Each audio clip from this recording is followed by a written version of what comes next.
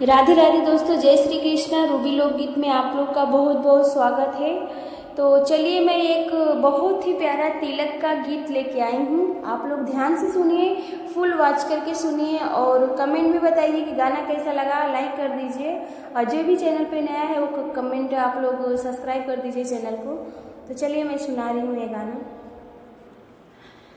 सड़क किनारे मोरे गाँव हो, सड़क किनारे मोरे गाँव हो, तिलक चढ़ादा तिलक हरू, तिलक चढ़ादा तिलक हरू, हंडा चढ़ाईदा गगरा चढ़ाईदा, चढ़ाईदा गगरा चढ़ाईदा, कलसा चढ़ादा फैसनदार हो, कलसा चढ़ादा फैसनदार हो, तिलक चढ़ादा तिलक हरू, तिलक चढ़ादा तिलक हरू।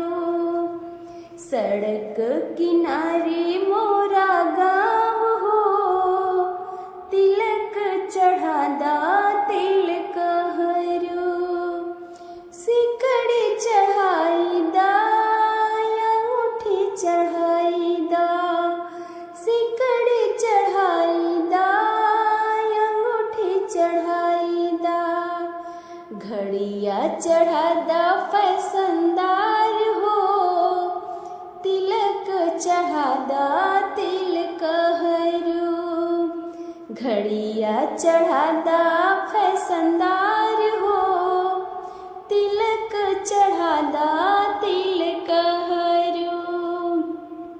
सड़क किनारे मोरे गाँव हो, तिलक चढ़ादा तिलक हरू, सड़क किनारे मोरे गाँव हो, तिलक चढ़ादा तिलक हरू, कूलर चढ़ाईदा फ्रिजवा चढ़ाईदा, कूलर चढ़ाईदा फ्रिजवा चढ़ाईदा, टीविया चढ़ादा फैसनदार हो, टीबिया चढ़ादा फैसनदार हो, तिलक चढ़ादा तिलक हरू, तिलक चढ़ादा तिलक हरू।